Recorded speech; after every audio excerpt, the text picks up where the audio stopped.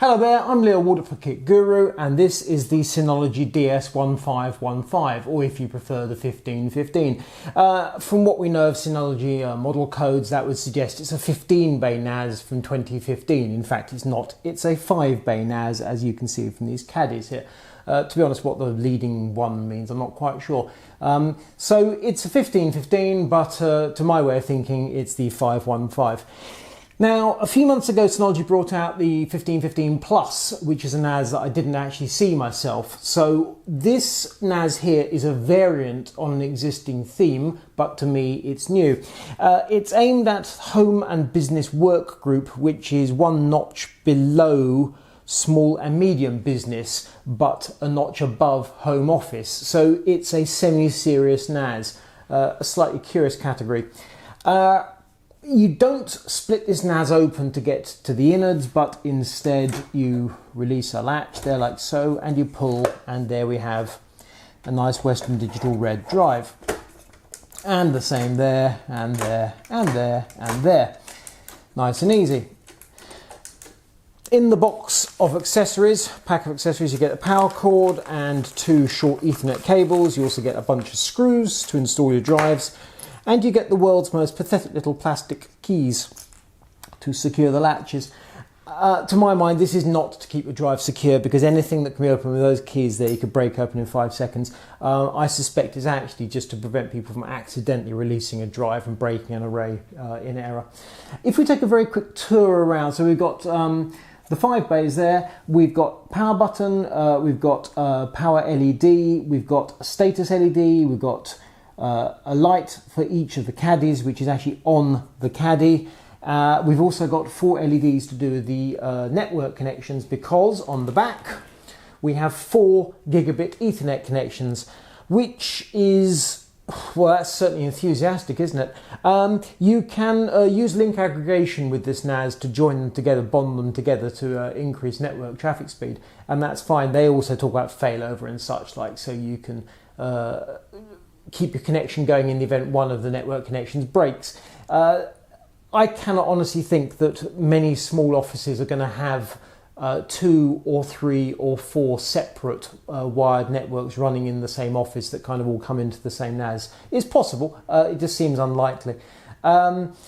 But in the event you do have a number of different little networks together, and you can then link them each into this same NAS, I can see how that could be interesting. More likely, it seems to me, is you're going to use link aggregation on 2 of the ports, and you're going to have at least 1, if not 2 of them hanging around waiting in the unlikely event you actually suffer a hardware failure and then you switch to a different port. So 4 gigabit Ethernet seems way over the top. Can't see any harm in it. Shouldn't think it costs a great deal of money. In bigger business, I can well understand the idea of having separate networks that plug into the one NAS. In a very small business, not so sure. What else do we have? We also have 2 eSATA ports there. Again, no harm in eSATA. The number of eSATA drives on the market, very, very few and far between in my experience. No harm in it, takes up very little space, doesn't seem very important.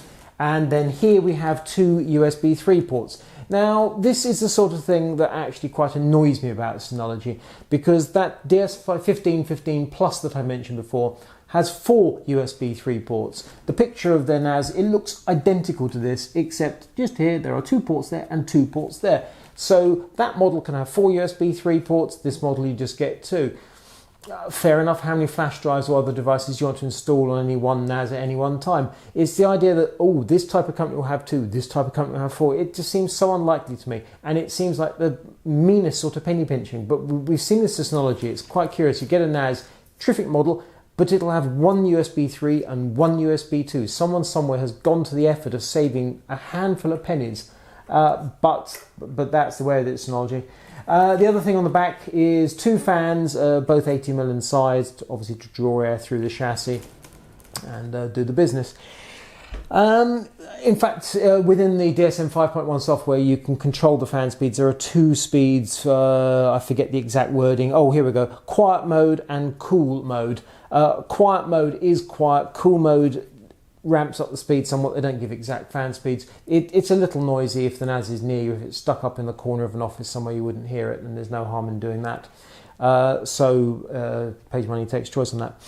So that is the meat and drink of it. Now, the cost. Let's get to the cost, because Synology, as we know, knows how to charge for their NAS.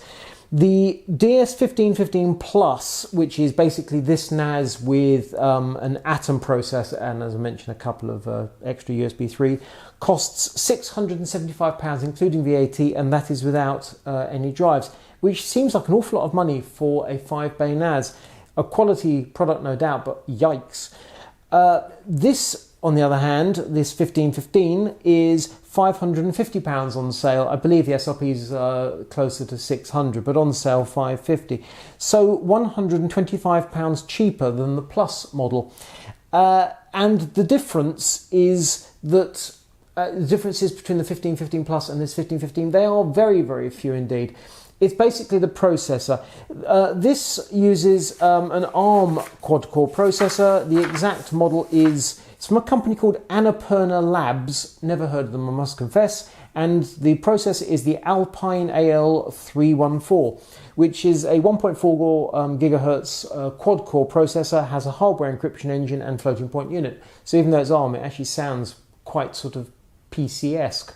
Whereas the 1515 Plus has a quad-core Atom that's 2.4 gigahertz, and that's pretty much it. Inside here you've got 2 gigabytes DDR3 memory. The 1515 Plus has 2 gigabytes, but it has a second memory slot, so you can add, if you wish, another 4 gigabytes memory to take it up to 6 in total. This is hair-splitting if you find differences. So a slightly slower processor of a different type, moving away from Intel Atom to a company I've never heard of, and you can save £125. Surely an Atom doesn't cost £125. I can't believe that for a moment. So, I mean, I know they don't. So I can only think that, apart from the difference in hardware, is that Synology invests a significant amount of time and money qualifying and checking the hardware they use, this processor, this memory, with DSM, in this case 5.1 software, to make sure everything works nicely together. Because I just do not believe for a second that you can save £125 when going from an Atom processor to something lesser. Atoms just don't cost anything like that. So it has to be all the infrastructure around the processor that's costing that money, and that must be people back at base in the R&D side of Synology. So £675 for the DS1515 Plus, which sounds like youch. On the other hand, £550, which is, let's face it, not cheap. Once you pack it out with a bunch of drives, I mean, you're heading towards, well, you're probably past £1,000 if you're using 4, 5 or 6 terabyte drives. The other slightly interesting thing is that on the spec, it says that, and this sort of thing is subject to change, the 1515 Plus appears to be limited to 6 terabyte hard drives, whereas this fella here can use 8 terabyte drives. So the slightly beefier model is limited, if that's the word, to a raw 30 terabytes of drives. This you can put 40 terabytes in. I wouldn't hang my hat on that. That's what the spec says, but these things are subject to change all the time as drives get qualified and the software is checked out. But at the moment you can, if you wish, put 5 8 terabyte drives in this NAS. And realistically, you're not going to do that. Why would you go for a 5-bay NAS rather than a 4-bay NAS? That's the burning question, because Synology has a number of 4-bay NAS. The DS415 Play is just under £400, dual-core Atom. The DS415 Plus, quad-core Atom, same as DS1515 Plus, sorry about all the numbers. So the DS415 Plus is £478, so heading towards £75 cheaper than this, and beefier processor. So you're paying a premium for that 5th bay, as you'd expect, and it's in the order of £100+. And realistically, there are 2 reasons why you'd want 5 bays, unless you happen to want an epic amount of storage. You think, no, I must have 40 terabytes of drives, and I don't know which business you're in if you're doing that. The 2 reasons it strikes me why you need a 5th bay are either you want to use an SSD for caching purposes, in which case, good work, good idea. That's a slightly pricey option, but it makes a certain amount of sense. Certainly on paper it does. Alternatively, you want 2 redundant drives. RAID 5 ain't enough for you. You want the equivalent of RAID 6. Now, when Synology sets up DSM 5.1, it looks at the drives you got in your NAS and it goes, I'm going for the default stuff. How many redundant drives do you want? And if you say 2 drives, thank you very much, then you have got the equivalent of 3 drives. So if you've got all six terabyte drives across the piece, you've got like 18 terabytes raw storage. Allow for formatting, you're at, I don't know, what 16 terabytes, something enormous. But you've got 2 redundant drives, and that's significant because if one drive fails ordinarily, your array isn't broken but it's degraded. You stick another drive and it rebuilds, it sorts itself out, but it's quite a crunchy, slow process, and you've got big drives. If you have 2 parity drives, you can rip out one and you degrade from RAID 6 to RAID 5, and you are as golden can be. Put another drive back in and you're good to go. This talk of redundancy and safety and backup and RAID 5 and RAID 6, to the man in the street it's as dull as ditch water, but it is the reason why you're going for a hardcore NAS. If you simply want some storage that you can get your files from on occasion, there are much cheaper ways. There are cheaper ways, much cheaper ways of doing it. You can have a 1 or 2 bay NAS will do the job very nicely. The business of SSD caching is a slightly vexed question, because I have to say that the thing about this DS1515 that really impressed me was its responsiveness. It's just bing. Data throughput, I could see the data flowing nicely, typically around 100 megabytes per second, and then it would typically drop off after a little while to 70, 80 megabytes per second, which is plenty fast enough for most purposes. Unless you're streaming constant HD video around your network, it's absolutely fine. But it says to me that the 2 gigabytes of DDR3 was working very nicely with that processor, and then once the data was flowing properly and you got onto your 3rd, 4th, 8th gigabyte of data, it was kind of having to then chug through. So this is a swift NAS. As to whether there's a lot of purpose in having an SSD, I'm not so sure. You can use link aggregation to help your network a bit, but the type of network you're going to plug this into, if you've got more than, well, you won't have more than gigabit, frankly. And I wonder if it'll be true gigabit or if it'll be sort of nominal gigabit. Link aggregation, I suspect, won't make a lot of difference to your speeds. It depends also how many users you've got, of course, but the responsiveness of this NAS, impressive stuff. Now, there's another wrinkle to this whole business of your capacity that you can use, because in addition to the DS1515, you can also, if you wish, add an expansion unit called a DX513, which essentially is a NAS without half the guts in it. And that holds another 5 drives, if you like, and that will cost you £350. So you could, if you choose, add 2 of these DX513 units to this DS1515, and you could have a total, if you chose, of 5 hard drives, potentially 8 terabytes apiece. So in any practical sense of the word, limitless expansion, which is nice. Who knows where your business is going to be in the future. Drives are essentially trending towards free of charge. Obviously 8 terabyte drives are expensive, 6 terabytes are expensive, 3-4 terabytes are really cheap these days. And if you can whack in a bunch of those, well, that what's not to like. And most businesses, they are not going to fill a 3 or 4 terabyte drive in a year. So there we have it. What do I like about the DS1515? I like his looks. Very smart. The LEDs, the status LEDs, the pop-out caddies, hot swap and all the rest of it works. The fact the lights tell you what's going on, that works. Oddly enough, I like the fact that you plug your power cord directly in the back of the NAS and it doesn't have an external power brick. As you'll see in the photos on Kit Guru, when the cover's removed, the power supply is actually just here. It's like the sort of thing you find inside a small form factor PC, which is essentially what this is. I like that. The 4 Ethernet connections, I cannot honestly see that they're going to be useful to me or anybody I can think of. On the other hand, there's no harm, they take up no space, what the heck, no problem there. The price, £550, it strikes me as expensive. On the other hand, the DS1515 Plus at 675 Inc. VAT is, that's a lot of money. So 550 is cheaper than 675, that's got to be a step in the right direction. Even so, less than £500 strikes me as psychologically a good thing. So 550 therefore is like, it's still a bit pricey, but it's not eye-wateringly expensive. The speed of the NAS I like. There are some claimed figures on the Synology website around the 400 megabytes per second, and I wonder if they're talking about using an SSD cache drive. I wonder if they're talking about bonding all 4 Ethernet connections together. In the real world, frankly, think 70, 80, 100 megabytes per second, and that's far more realistic.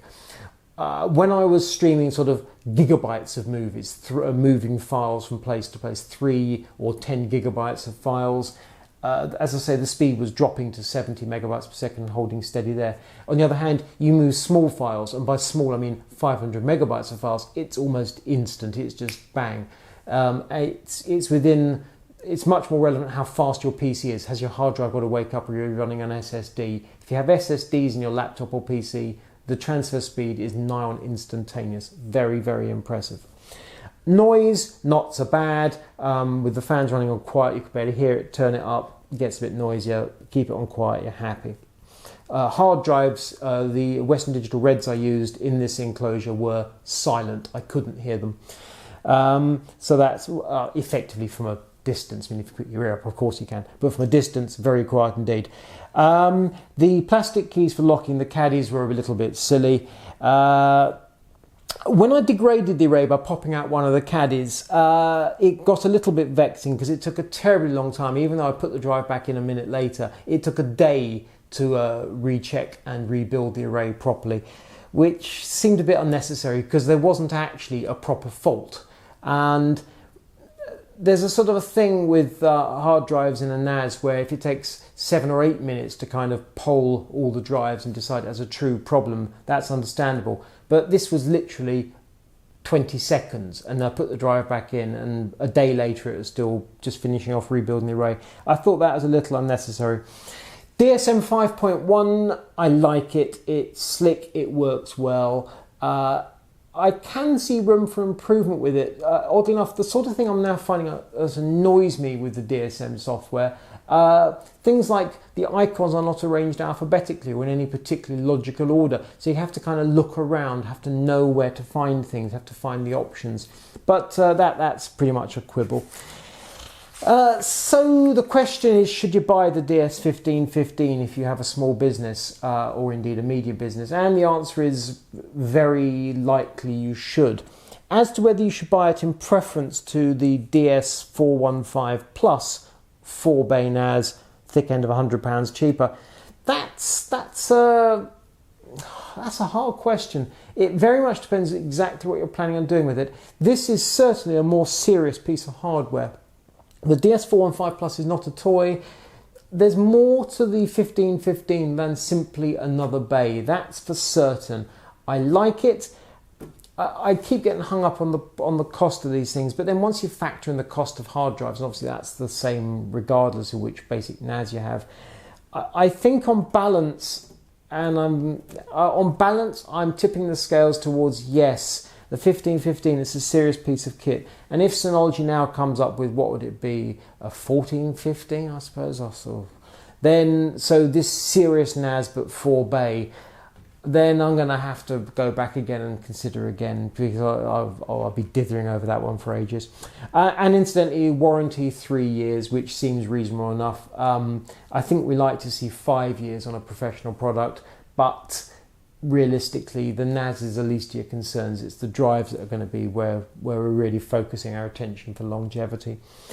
So overall, I like this NAS. It's an impressive bit of kit. The price makes me go ouch a bit, but even though this is the slightly less serious version of the 1515 Plus, I'm glad I didn't see the 1515 Plus. I'm glad I don't think of this as the lesser version, because the DS1515, it's a very proper NAS and I like it. So this is Leo Waldock for Kit Guru.